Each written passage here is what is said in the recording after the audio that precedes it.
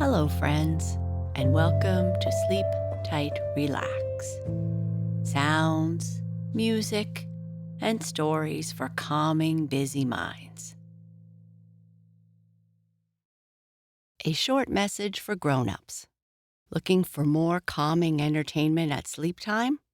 Subscribe to Sleep Tight Premium and get access to our complete back catalog of interruption-free bedtime stories, guided meditations, sleep sounds, and sleep music. And special shout-outs for the kids. Visit sleeptightpremium.com to begin your free trial. A link can be found in our show notes. Thank you.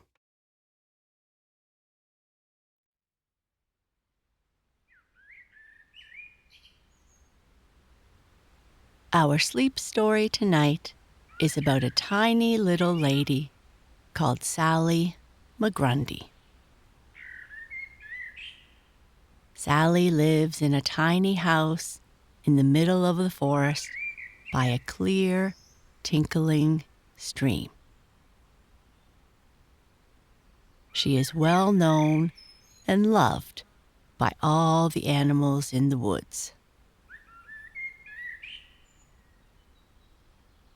Before we continue with our story, let's first make sure you are cozy and comfortable.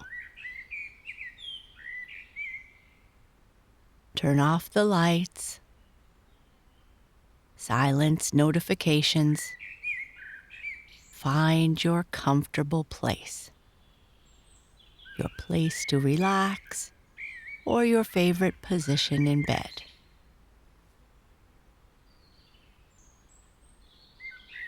Position your pillows, a teddy, or your other little comforts to make sure that everything feels as it should.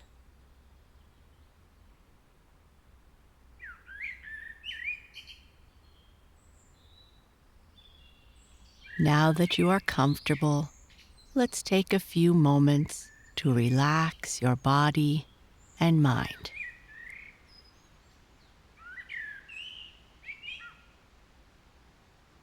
I want you to take a great big belly breath. Hold it in for a few seconds and release the air slowly.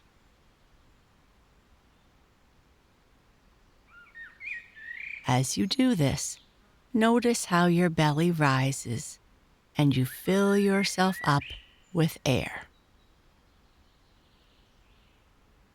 Breathe in and out. As you breathe out, imagine the excitement of the day flowing away. Breathe in, hold it, and breathe out. You are becoming relaxed, calm, peaceful.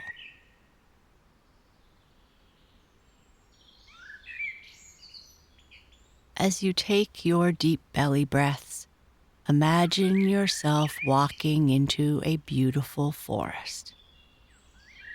Let's imagine ourselves in a forest, like our story. You are surrounded by tall, beautiful trees, colored many shades of green and brown. When you look up, you see the tops of the trees swaying softly in the wind. The sun is shining through the leaves, bathing the forest with natural light. The treetops come together, creating a protective shelter above you, shading you from the bright sun.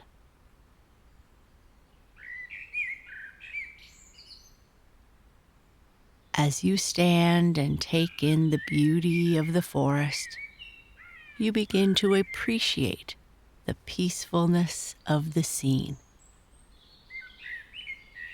It's so quiet. Breathe in, hold, and breathe out.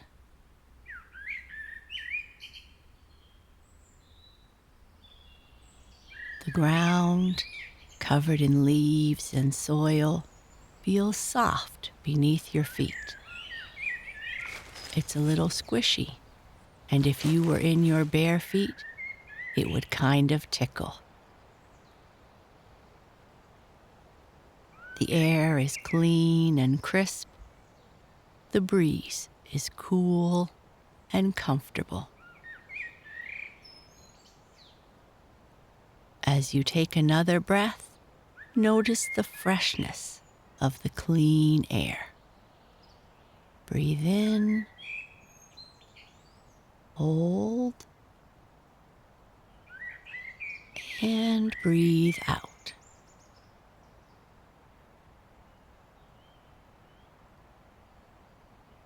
You stop to listen to the soothing sounds of the forest. You hear the sounds of the leaves moving gently in the wind. You can hear birds quietly singing. You hear water slowly flowing down a small creek nearby.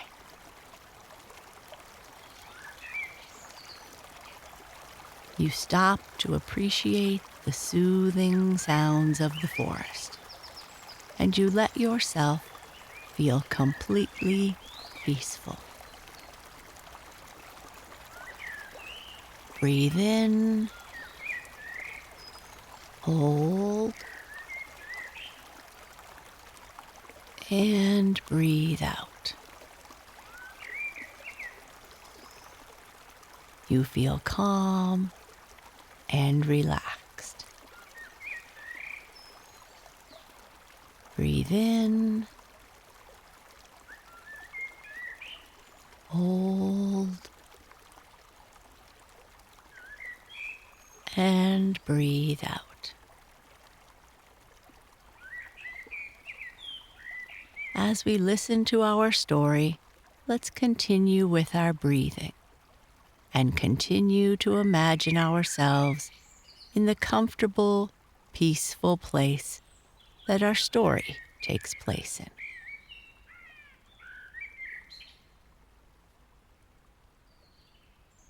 Sally Migrundy. Sally Migrundy lived all alone in a tiny little cottage, no bigger than a piano box. This was plenty large enough for Sally Migrundy, though, for she was a tiny little lady herself.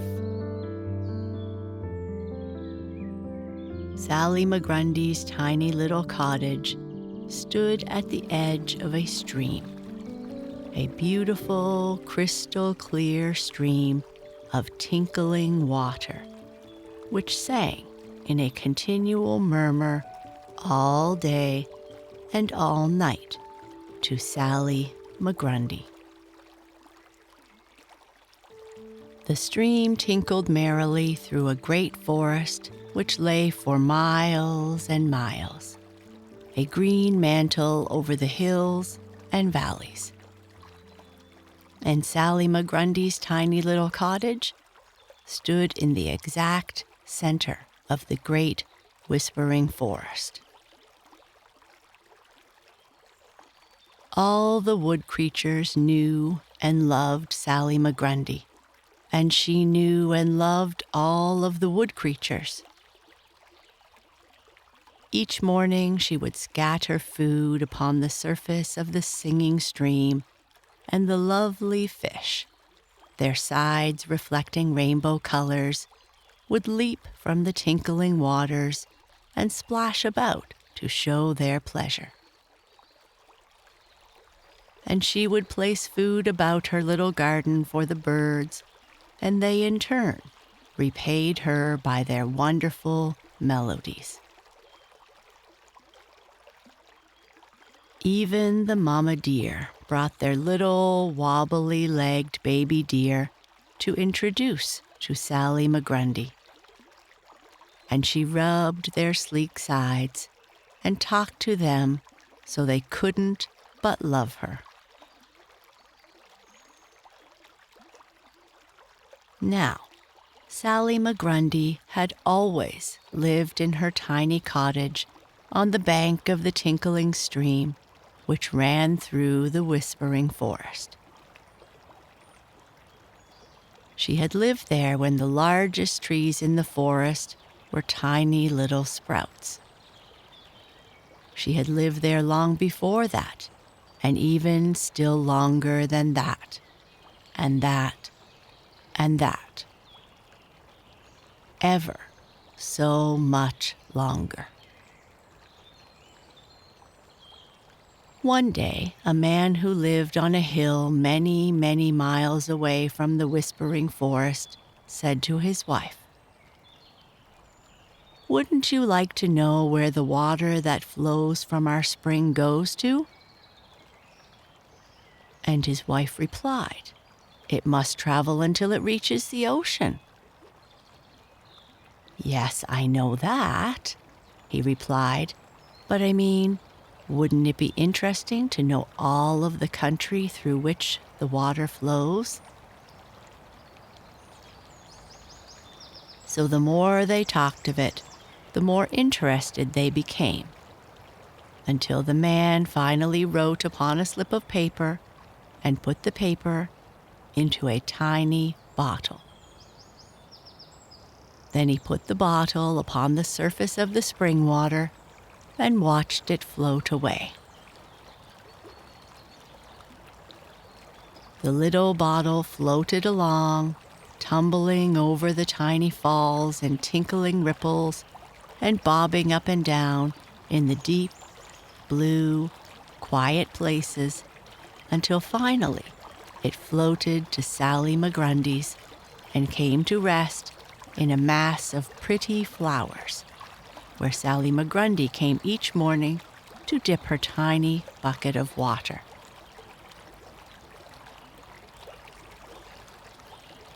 And so, Sally Migrundy found the tiny bottle and took it into her tiny house to read the tiny note she saw inside. It was such a nice, happy-hearted note. Sally Migrundy said, "I will answer it." So she wrote a happy-hearted note and asked whoever read it to come and visit her.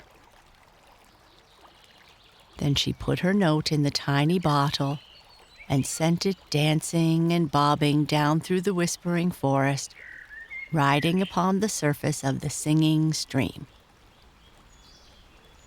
And Sally Migrundy's note floated along in the bottle until a little boy and a little girl saw it and picked it up. And when they read Sally Migrundy's happy-hearted note asking them to visit her, they started following up the stream until after a long, long time, they came to the tiny little cottage. Sally Migrundy was very much surprised to see the two children, for she had almost forgotten she had written the invitation. "Howdy-do," said Sally Migrundy. "Where in the world do you children come from?" "We found a note in a bottle and traveled up the stream until we came to your little cottage," they answered. "But won't your mommies and daddies be worried because you have been away from home so long?" Sally Migrundy asked. "We are orphans," the children said. Then Sally Migrundy hugged them and asked them into her tiny cottage.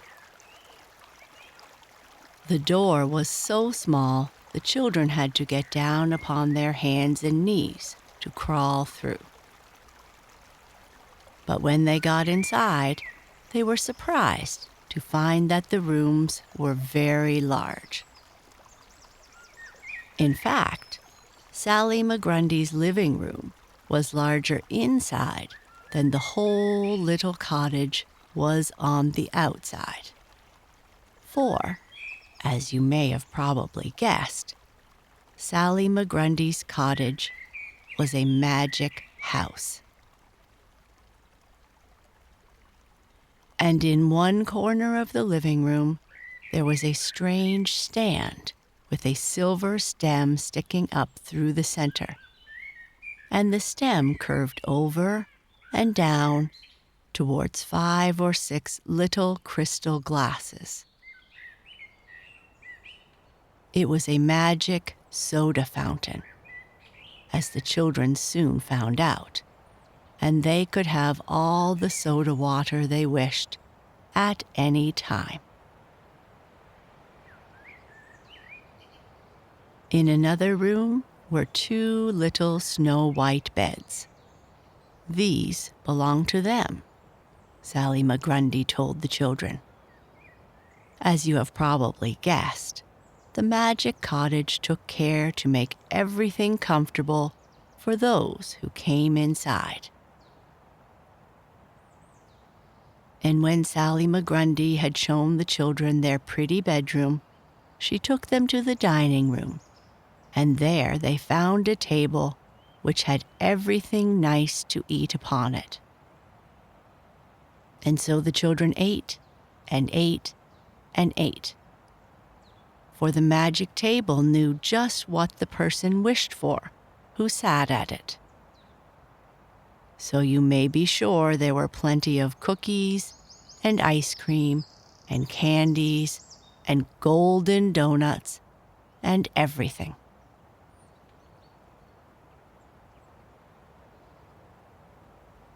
So the 2 little orphan children lived all the time with Sally Migrundy.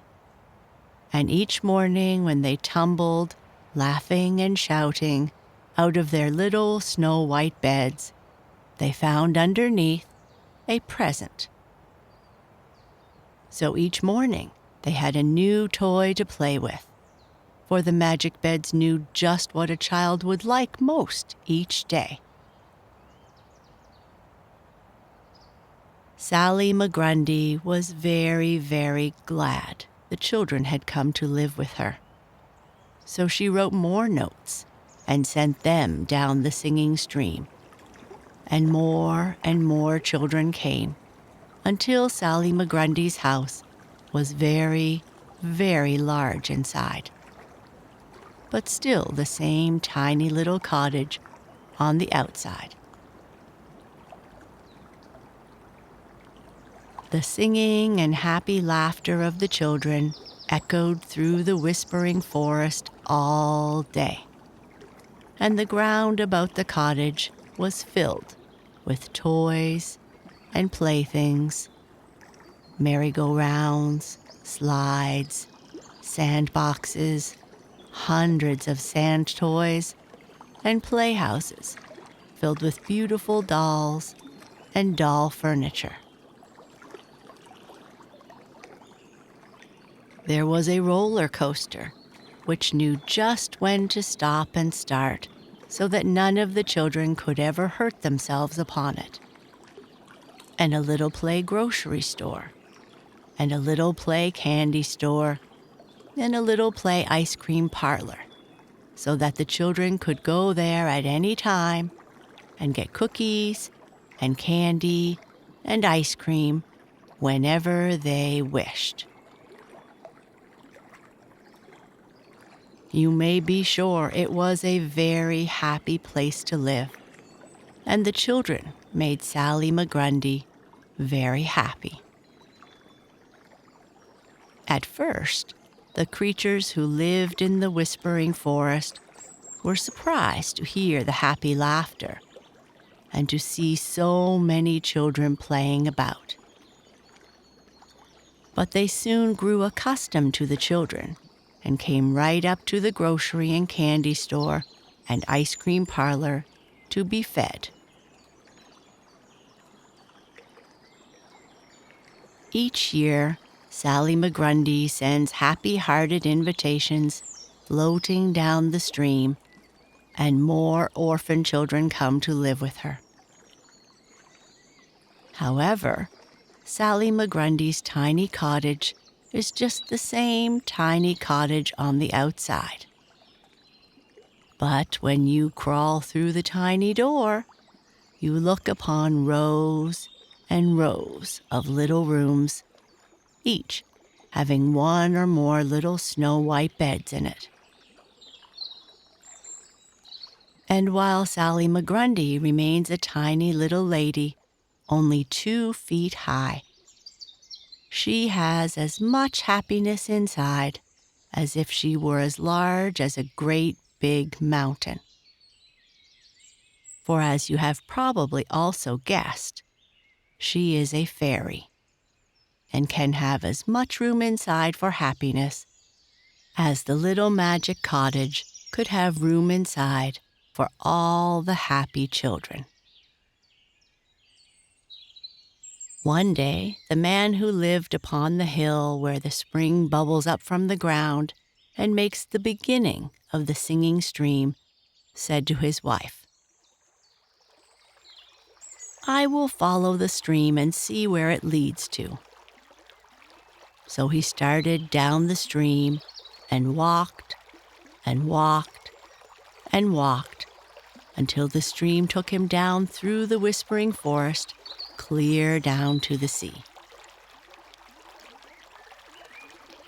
Then he turned around and walked back up the stream from the ocean, up through the whispering forest until he came again to his home at the top of the hill. "I followed the stream down through a great whispering forest," he said, "until I came to the sea. Then I turned around and came back the same way. It was a beautiful trip. And when I came to the center of the great whispering forest, there was a clearing at the side of the tinkling, singing stream. And the lovely fish leaped from the crystal waters and showed me their wonderful coloring. And the clearing was filled with beautiful flowers and the music of birds. And it was so beautiful, I stopped and watched and listened. It seemed as if hundreds of children were playing around me, and although I could not hear them yet, it seemed to me that I felt they were shouting and laughing at their play.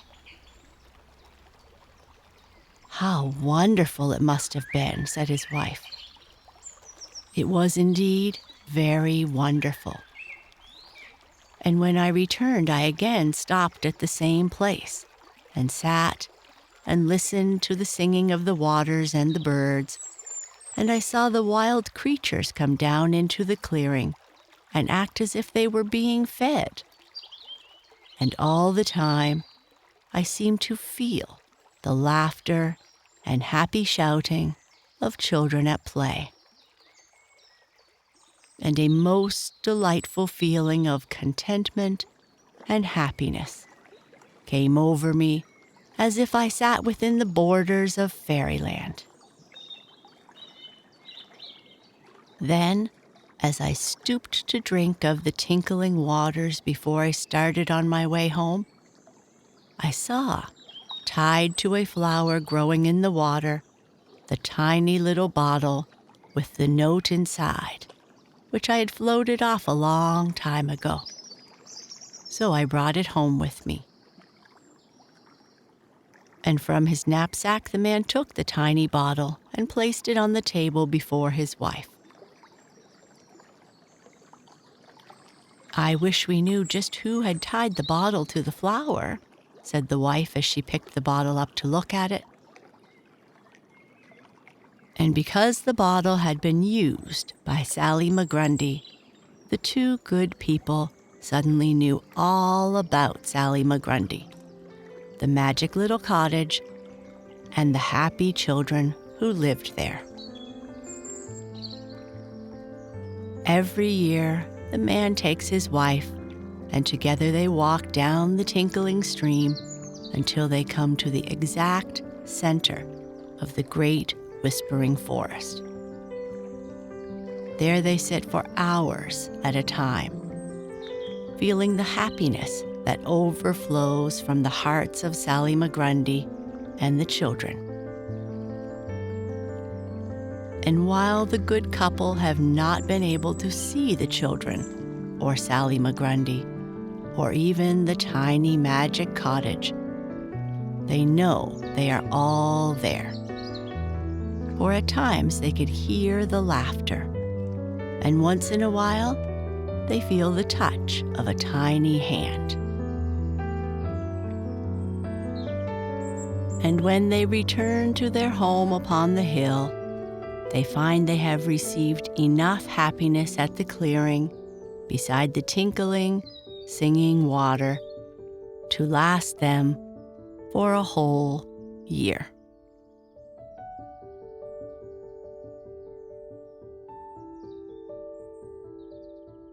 Sleep tight.